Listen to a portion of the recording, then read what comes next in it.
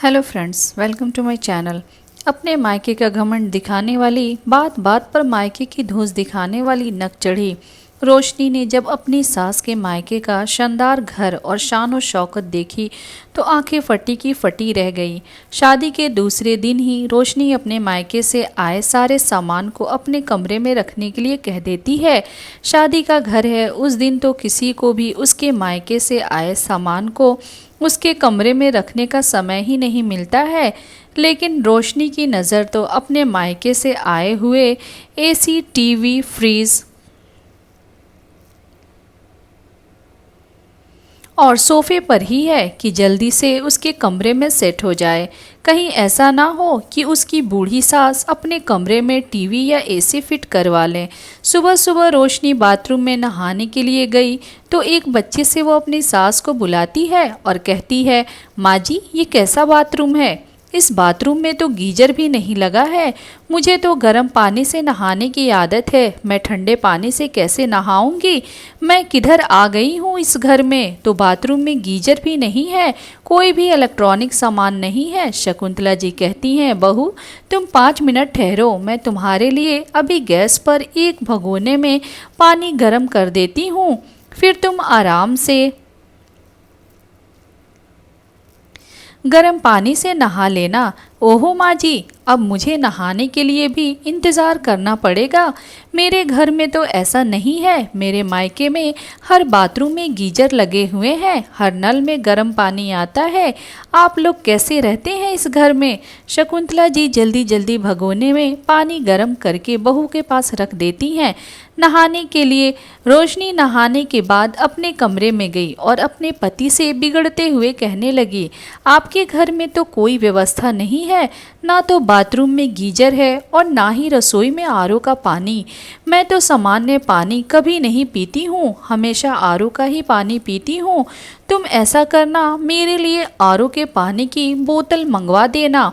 मैं तुम्हारे घर के नल का पानी नहीं पीऊंगी, मेरा गला खराब हो जाता है, कहीं मैं बीमार पड़ गई तो। शरद एक नज़र अपनी पत्नी की तरफ देखा और फिर मुस्कुराकर कहता है, कोई बात नहीं, अगर तुम्हें नॉर्मल पानी पीने की आदत नहीं है तो मैं तुम्हारे लिए पानी की बोतल खरीद लूँगा। जितने दिन तुम रहोगी उसी बोतल से पानी पीती रहना। अभी तो चल जाएगा बोतल के पानी से, लेकिन जब मैं इधर तुम्हारे साथ अस्थायी रहूँगी, क्योंकि अब तो मेरी तुमसे शादी हो गई है, तो कब तक तुम मेरे लिए बोतल खरीदते रहोगे? जब मैं दोबारा से इस घर में आऊँगी उससे पहले आरओ लगवा लेना और बाथरूम में गीजर भी लगवाना। मैं तुम्हारी माँ की तरह भगोने से पानी गर्म करके नहाने वाली नहीं हूँ। 2-3 दिन बाद सभी मेहमान चले गए। घर में जो भी रोशनी के मायके से सामान आया था, धीरे धीरे सबकी फिटिंग होने लगी। कौन सामान को कहाँ पर रखना है, कहाँ लगाना है। रोशनी के मायके से एक बड़ा सा टीवी आया था। शकुंतला जी ने सोचा कि इतने बड़े टीवी को हॉल में लगा देंगे और हॉल का जो हमारा पहले वाला टीवी है उसको बहू के कमरे में लगा देंगे।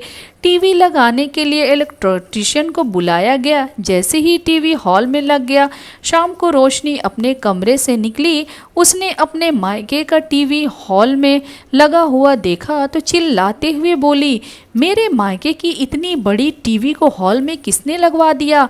या मेरे पापा ने मेरे कमरे में लगवाने के लिए दिया है? मुझसे पूछे बिना मेरी टीवी को हॉल में किसने लगाया? डाइनिंग टेबल पर बैठे हुए रोशनी के ससुर जी और शकुंतला जी अपनी बहू की बातों को सुनकर के चौंक गए कि आखिर इसमें इतना गुस्सा करने वाली बात क्या है जो बहू इतना गुस्सा कर रही है। बहू, मैंने सोचा यह टीवी बहुत बड़ा है तो इसको हॉल में लगा देंगे और तुम्हारे कमरे के लिए छोटा वाला टीवी सही रहेगा। छोटे वाले टीवी में देखने की आदत आप लोगों को होगी, मुझे नहीं है। मेरे मायके में बहुत बड़ा टीवी लगा है, इसीलिए मेरे पापा ने इतना बड़ा टीवी मुझे दिया है और इसको अपने कमरे में ही लगवाऊंगी। इसको निकलवा कर मेरे कमरे में लगवाओ और जो पुराना वाला टीवी है वो वापस से अपने हॉल में लगवा लो। मैं पुराने और घटिया से टीवी को अपने कमरे में नहीं लगाने दूंगी। अपनी बहू की बातों को सुनकर के शकुंतला जी को बहुत बुरा लगा। उनकी आंखों में आंसू आ गए। पास में ही बैठे हुए शकुंतला के पति अशोक जी कहते हैं, शकुंतला बहू सही कह रही है, हम अपने पुरानी टीवी को ही देखते हैं और मैंने तो तुमसे पहले ही कहा था मुझे उसे ही देखने की आदत है। मैं कितने सालों से अपने समाचार सुनता हूँ, मुझे वही अच्छा लगता है। हाँ बहू ठीक है, हम अभी निकलवा कर तुम्हारी टीवी तुम्हारे कमरे में लगवा देते हैं। हाँ जल्दी करिए। और पैर पटकते हुए रोशनी अपने कमरे में चली गई। शकुंतला जी को और अशोक जी को अपनी बहू का व्यवहार बिल्कुल भी अच्छा नहीं लग रहा था। बहू जब देखो तब अपने मायके की कहती रहती है कि उसके मायके में ऐसा है, उसके पापा ने ये किया है। शकुंतला जी अपने पति से कहती हैं हमारे पास देखा जाए तो कोई कमी नहीं है, आप भी नौकरी करते थे और हमारा बेटा भी नौकरी करता है, आपको अभी भी पेंशन मिलती है। हमारा घर अच्छी तरह से चल रहा है, किसी भी चीज़ की कमी नहीं है। ना ही मैंने आपसे कभी कुछ कहा कि हमारे घर में कोई कमी है, लेकिन जब से बहू आई है हमारे घर में कोई ना कोई मिसाल ही देती है। उसको तो ऐसा लगता है जैसे घर में कुछ भी नहीं है, सब कुछ उसके मायके से ही आया है। उसे अपने मायके का बड़ा घमंड है। अशोक जी अपनी पत्नी को समझाते हुए कहते हैं कोई बात नहीं भगवान, अभी नई नई इस घर में आई है, धीरे धीरे घर का माहौल और हम सबको समझ जाएगी। थोड़ा उसको हमारे घर के हिसाब से एडजस्ट होने का समय दो। अशोक जी के समझाने पर शकुंतला जी को समझ में आता है,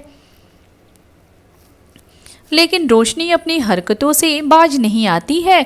उसे जब भी मौका मिलता है वह शकुंतला जी को अपने मायके की धौंस दिखा ही देती है। अपने मायके से आया हुआ सारा सामान, एसी, सोफा, टीवी, सब कुछ अपने कमरे में लगवा लेती है। एक दिन शकुंतला जी बहू के मायके से आई हुई मिक्सी में चटनी पीस रही थी। अचानक से मिक्सी का जार खुल गया और चटनी पूरी रसोई में छिटक गई। रोशनी चिल्लाती हुई आई और कहा तुमसे किसने कहा था मेरे मायके से आई हुई मिक्सी में चटनी पीसने के लिए? तुम तो अपनी पुरानी मिक्सी ही इस्तेमाल किया करो।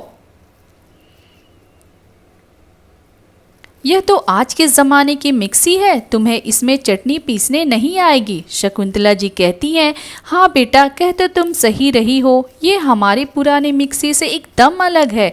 इसमें पता ही नहीं चलता है कौन सा बटन कहाँ पर दबाना है। हाँ और क्या, मेरे पापा ने एकदम ब्रांडेड चीज़ दी है, कुछ भी लोकल मार्केट से नहीं दिया है। मेरे पापा हमेशा ब्रांडेड चीज़ें ही खरीदते हैं। अपनी बहू की बात सुनकर के शकुंतला जी फिर से उदास हो गईं। आज फिर से बहू ने अपने मायके की तरफदारी की है। एक दिन शकुंतला जी ने हिम्मत करके बहू को प्यार से समझाने की कोशिश की।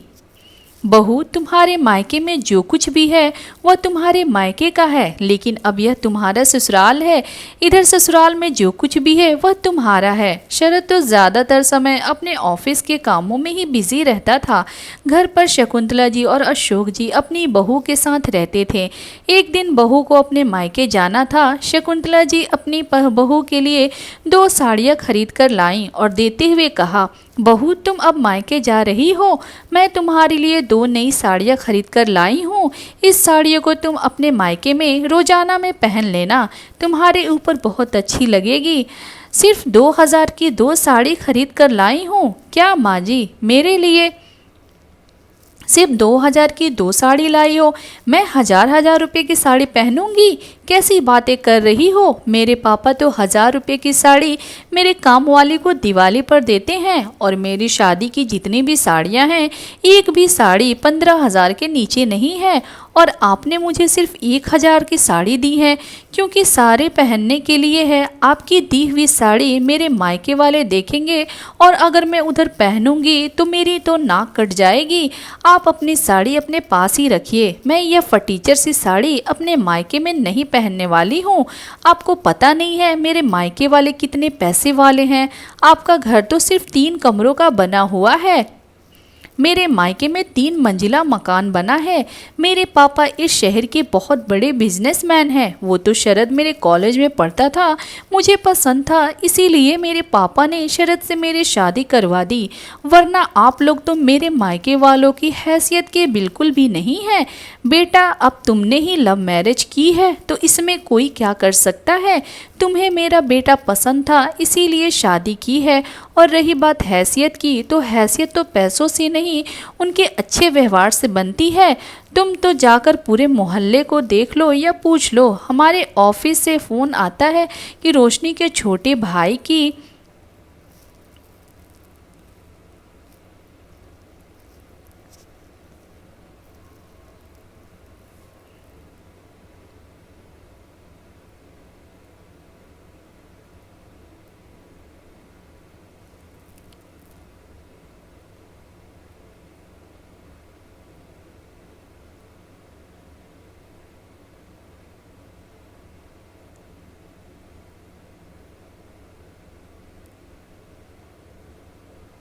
सगाई है जिसमें आप सबको आना है। आप लोग अच्छे से कपड़े पहनकर आना, या सस्ते से कपड़े पहनकर मत आ जाना, नहीं तो 4 लोगों के सामने मेरे मायके में मेरी नाक कटवा दो। इतना कहकर वह अपने मायके चली गई। मायके में सगाई वाले दिन बेटा शरद अपनी माता पिता को लेकर अपने ससुराल पहुंच जाता है, लेकिन रोशनी का व्यवहार अपने सास ससुर के प्रति उधर भी अच्छा नहीं था।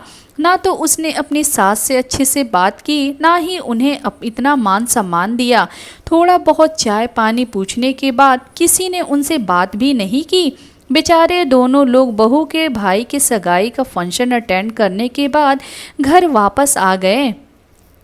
शकुंतला जी को भी अपनी बहू के मायके वालों का व्यवहार कुछ अच्छा नहीं लगा। उन्हें सोच लिया था कि अब वह शादी में नहीं जाएंगी, बेटा बहू चले जाएंगे। एक बार जाकर देख लिया, उन्होंने तो ढंग से पूछा तक नहीं और ना ही सही से बात की। ऊपर से रोशनी ने तो अपने मायके का दिखावा करने में ही लगी हुई थी। मेरे मायके में ये है, मेरे मायके में वो है, अब मुझे नहीं जाना उधर। अशोक जी कहते हैं, ठीक है भगवान, तुम्हें जैसा सही लगे तुम वैसा ही कर लेना, तुम्हारी मर्जी, मैंने कभी तुम्हें मना किया है कुछ करने से। लेकिन शकुंतला जी और अशोक जी शादी में नहीं गए, क्योंकि हमें उसी समय उनके पियर में इत्तेफाक से उनकी बहन के उधर जाना था।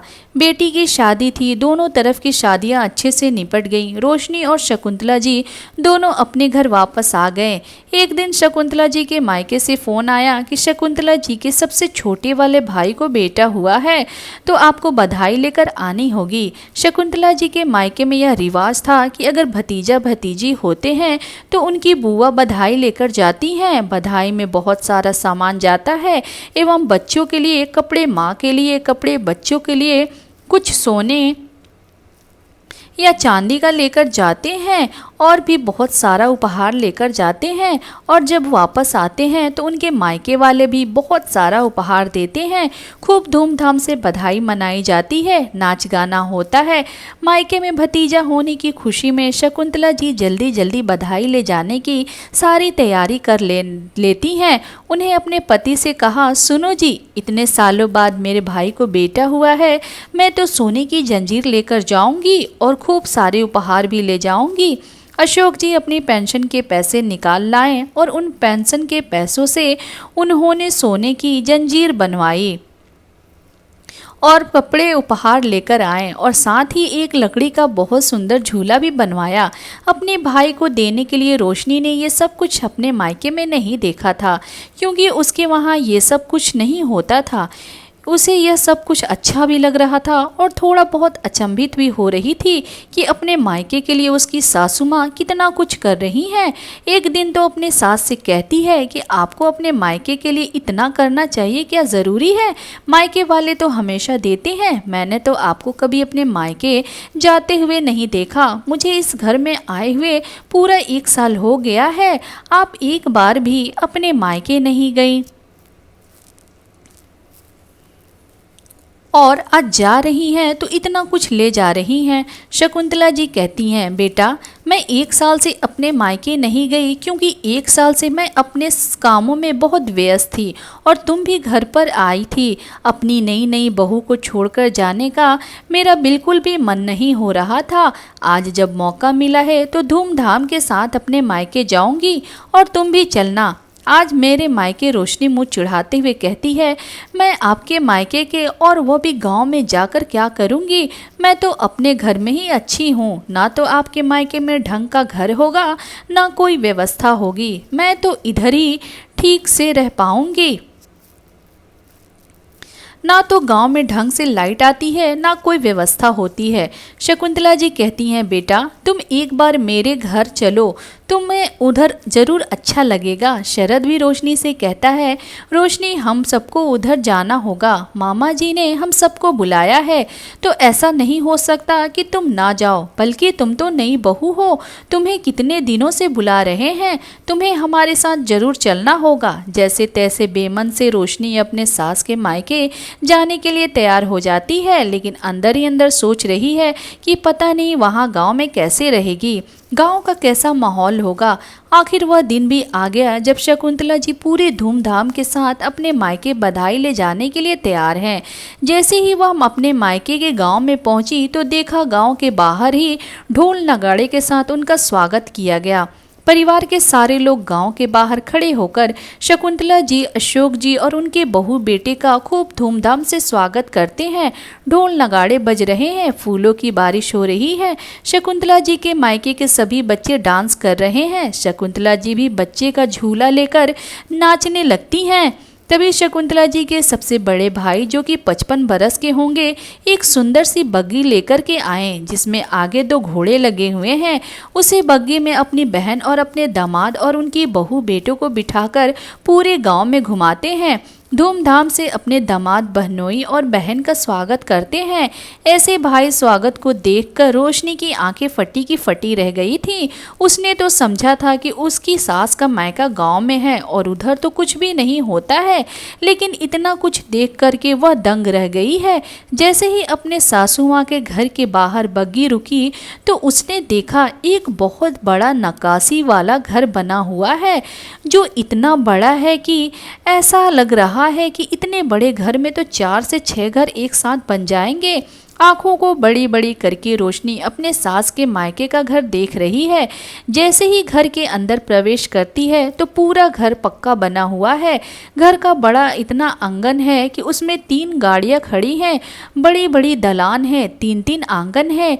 एक आंगन में गाय भैंस बंधी हुई है, दूसरे आंगन में सभी लोग रहते हैं, जिसके चारों तरफ कमरे हैं और दलान बने हुए हैं, और पीछे वाले आंगन में तो पूरी बगिया ही लगी रखी है। इतना शानदार घर देख करके रोशनी के होश उड़ गए।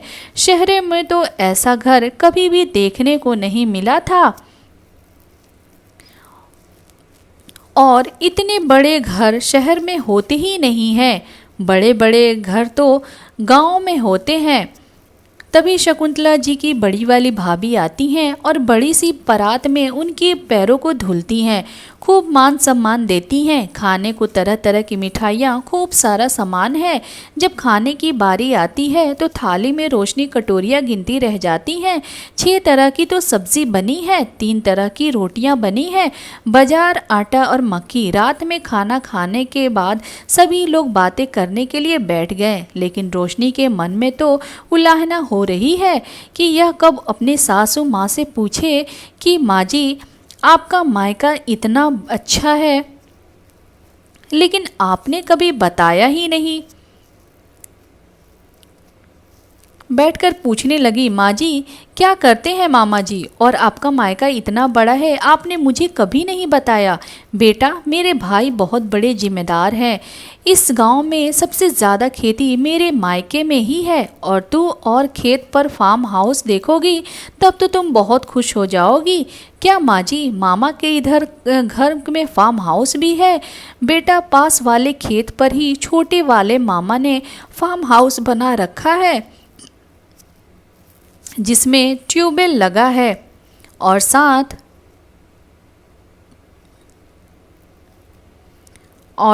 ही साथ उधर 2 से 3 कमरे वाले घर भी बने हुए हैं।